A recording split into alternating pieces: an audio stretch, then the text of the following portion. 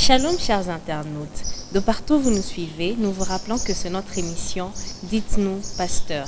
Cette émission qui a pour objectif d'amener le peuple de Dieu à vivre une vie chrétienne victorieuse par l'enseignement de la foi et par le renouvellement de l'intelligence.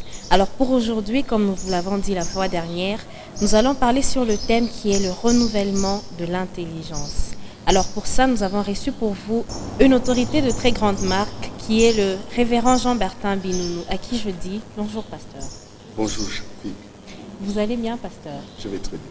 Merci. Nous sommes très honorés de vous recevoir sur notre plateau. Très honoré aussi de recevoir votre invitation. Merci pasteur. Alors comme je venais de le dire, le thème d'aujourd'hui c'est le renouvellement de l'intelligence. Alors je pense que vous nous en direz un peu plus. Oui, en fait c'est parce que Dieu, quand il m'a appelé, il m'a établi pour...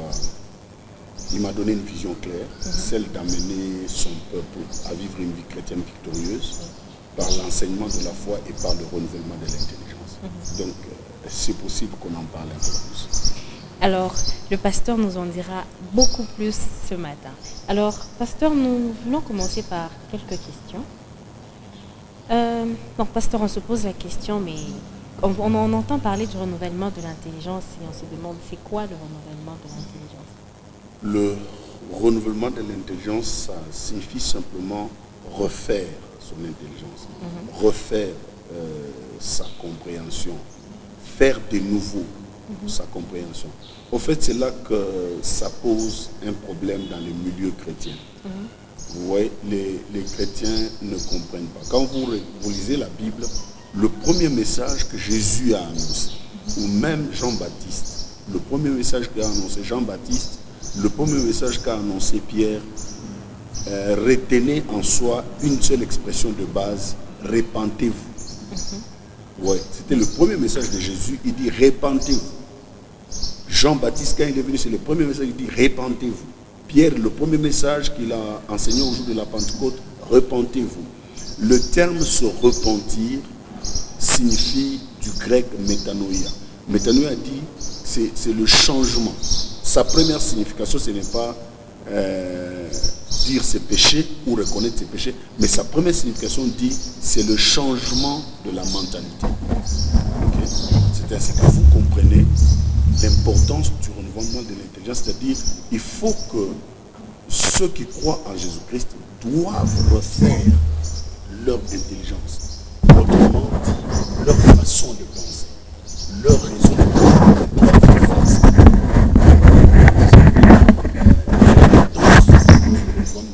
Le renouvellement de l'intelligence. Vous voyez ça? C'est-à-dire ils doivent refaire leur compréhension. Ils doivent refaire leur mode de vie à travers la pensée. Alors nous retenons que c'est le changement de notre manière de penser. Mais pasteur, pourquoi est-ce qu'on doit renouveler l'intelligence? Est-ce que c'est vraiment nécessaire qu'on puisse renouveler l'intelligence? Très nécessaire. Beaucoup de gens ne comprennent pas. Ok, si ça peut nous aider à mieux comprendre, nous devons d'abord savoir que l'homme est tripartite.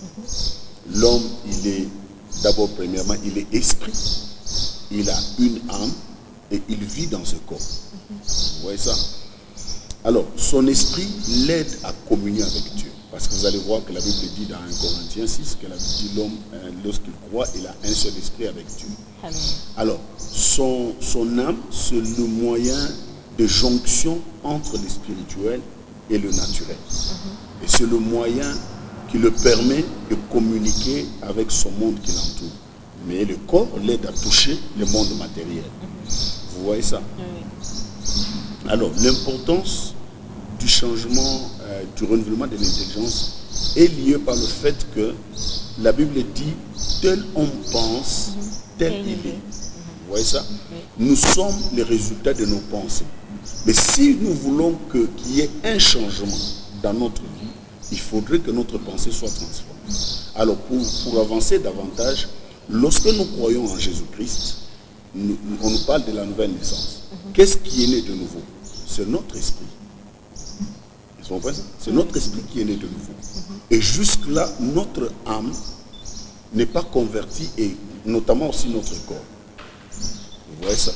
Alors, notre âme reçoit sa transformation quotidiennement, continuellement, par le fait que nous changeons notre manière de penser. Notre intelligence est renouvelée, notre âme se renouvelle et directement même notre comportement change. C'est vraiment important. Sans le renouvellement de l'intelligence, il n'y aura pas de transformation. Les gens ne seront pas changés. Parce qu'il y a une façon de penser. Quand vous pensez d'une certaine manière, on sait vous qualifier qui êtes-vous. Et quand vous pensez d'une autre manière, on sait vous qualifier qui êtes-vous. Vous voyez ça? Alors c'est trop important qu'il y ait le renouvellement de l'intelligence. Parce que c'est tout ce qui entraîne la transformation. C'est très important d'être renouvelé parce que c'est ce qui entraîne la transformation. Ouais. Alors, pasteur, si nous pouvons lire dans le livre de Romains, au 12e chapitre et le 2e verset, la Bible déclare « Ne vous conformez pas au siècle présent, mais au contraire, soyez transformés par le renouvellement de l'intelligence. » Mais pasteur, quand nous nous basons sur ce verset, on sait que c'est Paul qui a écrit aux Romains, mais on se demande quand il écrivait ce verset-là, il s'adressait à qui? En principe, nous disons que c'est Paul qui s'adressait aux Romains parce que c'est écrit l'épître de Paul aux Romains. En principe, c'était l'auditoire que Paul avait à cette époque. C'était l'église que Paul avait à cette époque. C'était un ensemble de chrétiens que Paul avait à cette époque. Vous voyez ça? Alors, mais aujourd'hui, cette parole de la Bible est devenue nôtre. Parce que c'est adressé à tout chrétien. Parce qu'il ne s'adressait pas aux Romains de la nationalité romaine, les citoyens romains. Non, il s'adressait aux chrétiens qui vivaient à Rome. Vous comprenez ça? Ils pouvaient soit être de la nationalité romaine, tout comme n'est pas de la nationalité romaine, mais le fait qu'ils étaient des chrétiens, c'est ainsi qu'il leur adressait ce message. La même chose aujourd'hui, parce que nous sommes chrétiens, c'est un message de Paul à tout chrétien. Donc c'est un message qui nous concerne. Amen. Alors, bon, pasteur, on se demande aussi, mais quand il parle du renouvellement de l'intelligence, à quelle intelligence est-ce qu'il faisait allusion? Parce qu'il y a plusieurs sortes d'intelligence.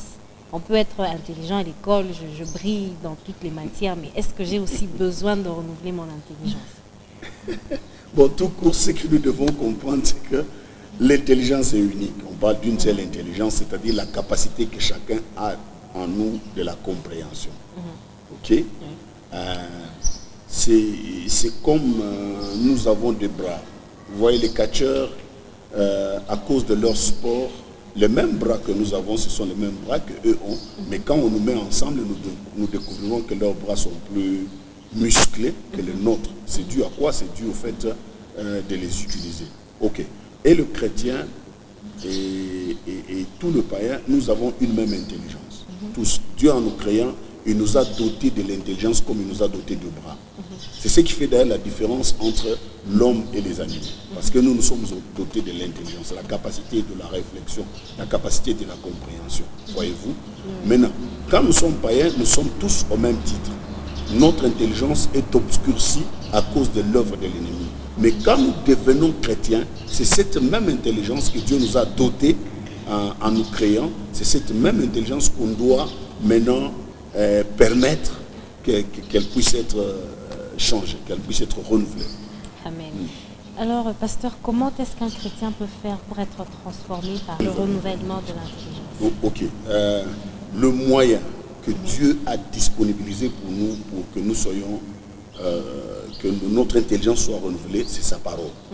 Parce qu'en fait, quand on parle de la parole de Dieu, qui est la Bible représente la parole de Dieu. Quand on parle de la parole de Dieu, ça veut dire quoi? Vous voyez, c'est la pensée de Dieu dans un langage articulé et compréhensible. Vous voyez ça? Donc c'est la pensée de Dieu dans un langage articulé et compréhensible, ça veut dire intelligent. Vous voyez ça? Ça veut dire simplement ceci. Pour qu'un chrétien renouvelle son intelligence, il est appelé à se doter de la pensée de Dieu. Vous voyez ça? C'est cette pensée de Dieu qui lui inculque une nouvelle mentalité. Alors, pour que la transformation du chrétien soit réelle, il faudrait que le chrétien se mette à lire, à étudier, à méditer la parole de Dieu. Ce n'est pas pour rien, tu vois, la Bible dit lorsque Dieu s'adresse à Josué, qui était établi comme leader d'Israël, voici ce que Dieu recommande clairement à Josué. Vous devez savoir que Josué est né comme esclave, grandi comme esclave. Vous voyez, il a eu juste la mentalité d'un esclave. Un esclave, c'est que c'est un être qui n'existe pas. Il n'a pas de droits. Il ne peut même pas revendiquer ses droits. Vous comprenez ça? C'est une marchandise. On peut la vendre sans faire du bruit. C'est comme une chèvre. Vous voyez ça? C'est ce qu'est un esclave. Mais maintenant, c'est le leader qui devait remplacer Moïse.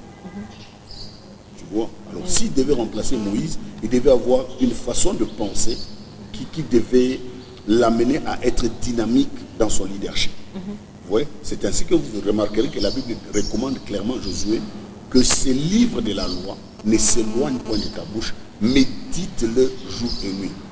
Le terme méditer, ça veut dire réfléchir profondément. Vous voyez ça? Donc Dieu lui recommande clairement de réfléchir profondément sur ce qui est écrit dans la loi de Moïse. Vous voyez ça? Donc c'est une manière dont il demande de se nourrir. Parce que réfléchir profondément, c'est-à-dire il est en train de confronter sa pensée à la pensée de Dieu concernant Israël à cette époque-là. Alors il devait se nourrir constamment de cette pensée. Plus il se nourrit de cette pensée, sa pensée, à un moment donné, sera en cohésion avec la pensée de Dieu. Ça devient une seule pensée. Il commence à penser comme Dieu pense et c'est fini, la transformation est réelle. Amen. Alors, pasteur, quand nous lisons bien ce verset, il nous dit ne vous conformez pas au siècle présent. Ouais. Alors, mais quel est l'impact du siècle présent sur l'intelligence du chrétien? Ok. Vous voyez, la Bible déclare et dit ne vous confondez pas au siècle présent. D'autres versions disent, ou si on peut mieux comprendre, ça veut dire se conformer, c'est-à-dire se mettre dans les mêmes diapasons, se mettre de penser de la même manière, adopter les coutumes et les traditions du siècle présent. Vous voyez ça? Parce que ces coutumes et ces us ne se conforment pas à Dieu.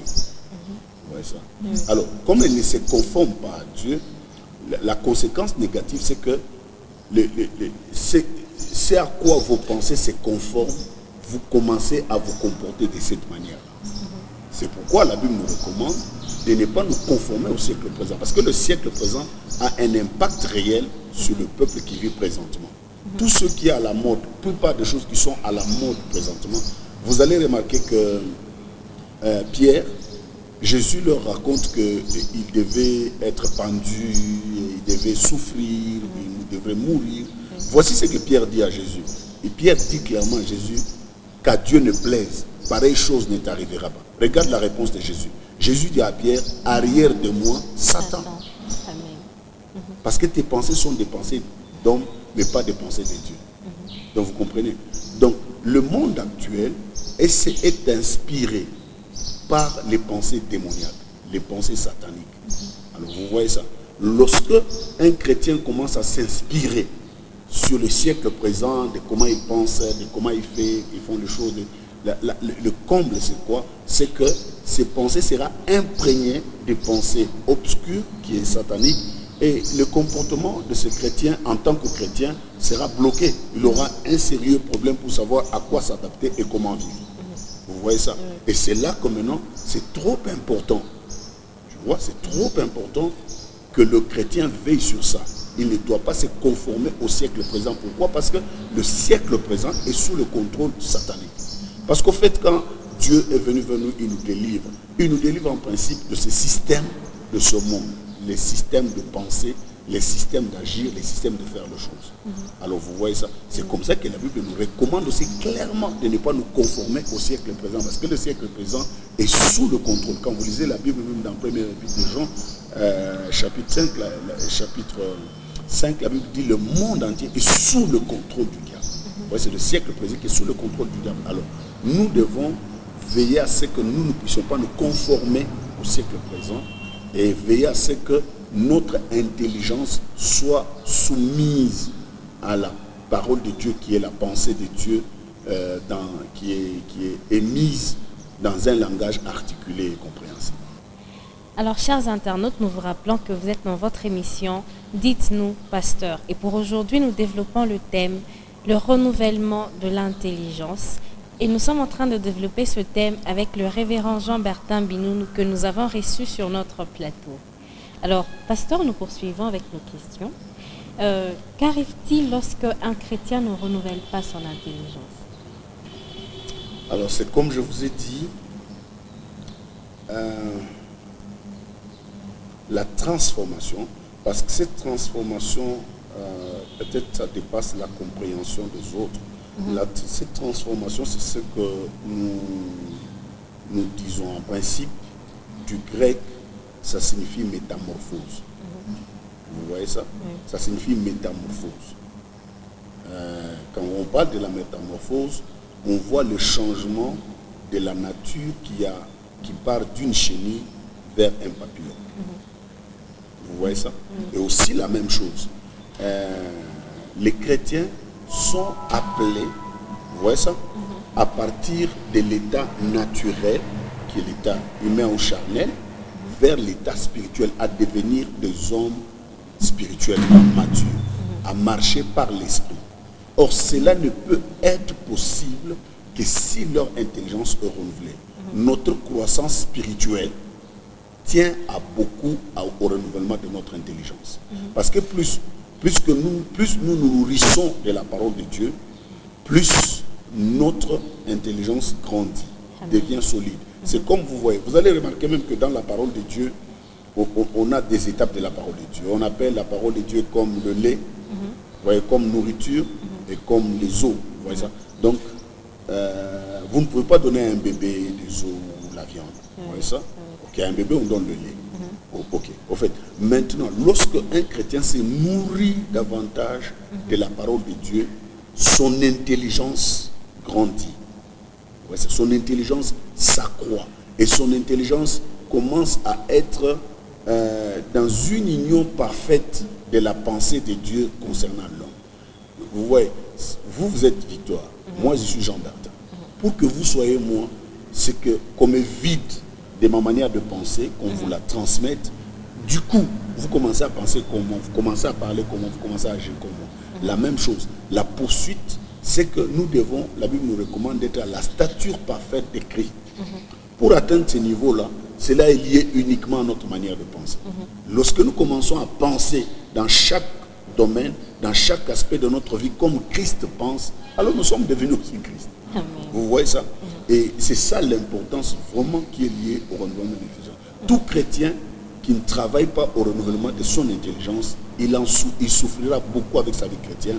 Ce sera une vie chrétienne non productive. Parce qu'il vivra selon la chair.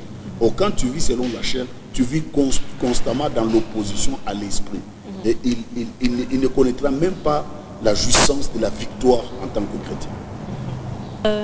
Pasteur, on se demande aussi, mais si c'est très important d'être renouvelé et tout, mais bon. Alors, quels sont les obstacles qui empêchent un chrétien de renouveler son intelligence? Je ne pense pas qu'il y ait plusieurs obstacles.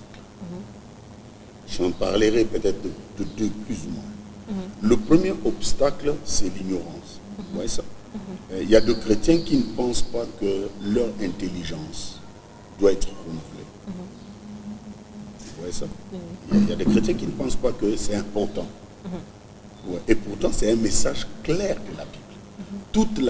Toute la Bible de Genèse à l'Apocalypse, c'est basé sur le renouvellement de l'intelligence.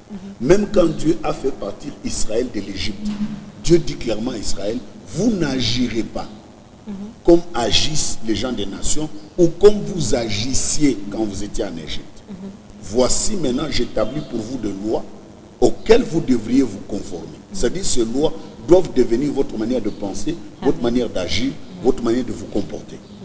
Ouais. Toute la Bible est basée sur le renouvellement de l'intelligence. Alors, premièrement, c'est parce que beaucoup de chrétiens ignorent que le renouvellement de l'intelligence affecte leur vie positivement. Dès qu'ils renouvellent leur intelligence avec la parole de Dieu, en se nourrissant de la parole de Dieu, ils subissent la transformation, ils deviennent métamorphosés. Et puis, du coup, leur vie commence à produire d'autres résultats. Vous voyez ça? Et ça, c'est le premier obstacle. Premièrement, c'est parce que les gens sont ignorants qui doivent renouveler leur intelligence. En principe, moi, personnellement, à ma compréhension, la Bible ou la chrétienté reste un message du renouvellement de l'intelligence. Parce que c'est le premier message que Christ a annoncé. Répentez-vous. Il dit clairement, changez de mentalité. Quand on dit changement de mentalité, ça veut dire changer sa manière de penser, changer son intelligence. Vous comprenez ça? Ouais. C'est le message de base de la Bible. Alors la première des choses, c'est que beaucoup de gens ignorent que c'est comme ça. Et la deuxième des choses, deuxième obstacle, c'est le fait que, surtout dans le monde chrétien francophone, c'est un très sérieux problème. Le chrétien pense qu'ils peuvent supplanter la prière sur la parole de Dieu. C'est très grave. Vous voyez ça?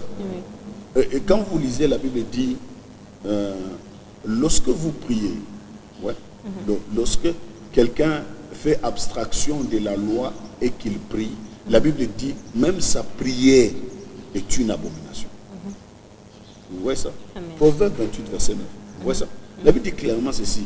C'est lui qui ignore la loi et qui prie. Même sa prière est une abomination. La prière véritable, c'est une prière qui se base, pas seulement de la parole de Dieu, mais de la parole de Dieu inspirée. Amen. Vous voyez ça? Avant d'aller voir Dieu, vous devez aller vers sa parole. Lorsque vous avez l'inspiration, c'est comme ça que vous allez prier. J'ai toujours donné un bon modèle, c'est celui de David. Vous voyez ça? David a un plan. Il pense à bâtir un temple pour l'Éternel. Il expose au prophète Nathan. Il dit, non, écoute, j'ai un projet, il faut bâtir le temple pour l'Éternel. Le prophète Nathan lui dit, oh, c'est une bonne idée, tu peux le faire. Mais quand Nathan rentre, Dieu lui dit, ce n'est pas lui qui me bâtira la maison, mais c'est l'un de ses fils. Parce qu'il a pensé à moi, je n'ai jamais demandé qu'on me bâtisse une maison. Il a pensé à me bâtir une maison. Alors, aucun de ses fils ne ratera d'être sur le trône. Amen. Donc les fils de David occuperont toujours le trône en Israël. Vous voyez ça? Et lorsque Nathan le lendemain matin vient raconter cela à David, voici ce que David fait. Il va maintenant vers Dieu. Il a dit, tel que tu as dit, veille à ce que ta parole puisse s'accomplir. Vous comprenez ça? Alors dans le monde francophone, on ne comprend pas ça de cette manière. Et on demande aux gens de prier, prier, toujours prier. Non, on ne peut pas prier Dieu sans premièrement s'inspirer de sa parole. C'est comme ça que vous voyez dans la première épître de Jean, chapitre 5, 14 à 15, la Bible dit quoi? Si nous demandons quelque chose à Dieu, selon sa volonté, nous sommes convaincus, nous sommes sûrs qu'il nous écoute. Vous voyez ça? Donc avant de prier, il y a la volonté de Dieu. Vous devez aller chercher cette volonté de Dieu. On va trouver cette volonté de Dieu dans la parole de Dieu. Donc le deuxième obstacle qui empêche les gens à renouveler leur intelligence, c'est le fait qu'ils ne s'adonnent pas à l'étude, à la méditation et à la lecture de la parole de Dieu. C'est ça les obstacles qui empêchent les enfants de Dieu à ne pas renouveler leur intelligence. Mais si on peut aller plus loin, le troisième obstacle, c'est que les chrétiens d'aujourd'hui n'ont pas les bonnes manières comme les chrétiens de Béret. La Bible dit les chrétiens de Béret, les disciples de Béret, quand ils écoutaient l'évangile et la parole de Dieu, ils allaient examiner les Écritures pour voir si ce qu'on leur dit était vrai. Vous voyez ça? L'inclinaison aujourd'hui des chrétiens au don de la prophétie a perdu leur équilibre. Vous voyez ça? A perdu leur équilibre. Ils s'inspirent sur les prophéties sans s'inspirer sur la parole de Dieu. Or, la Bible même dit que nous devons examiner toute prophétie pour voir si c'est là. est vrai, c'est-à-dire elle se conforme à la parole de Dieu, alors nous pouvons l'appliquer. Et la Bible nous recommande clairement de regarder profondément chaque prophétie qui est donnée, d'examiner pour voir si ce qui est bon, on retient, ce qui est mal, on rejette. Que Dieu bénisse. Amen. Alors, chers internautes, les obstacles qui nous empêchent d'être transformés par le renouvellement de l'intelligence. Nous avons premièrement l'ignorance et nous vous demanderons de quitter l'ignorance et aussi la non-méditation de la parole. Alors, chers internautes, nous vous prions de méditer la parole jour et nuit. Amen. Alors, pasteur, nous voici arrivés à la fin de notre émission. Oui. Avez-vous un dernier mot? Peut-être pour cette émission, mais je n'aurai toujours pas les derniers mots. Alors, je voudrais dire ceci. Dieu m'a établi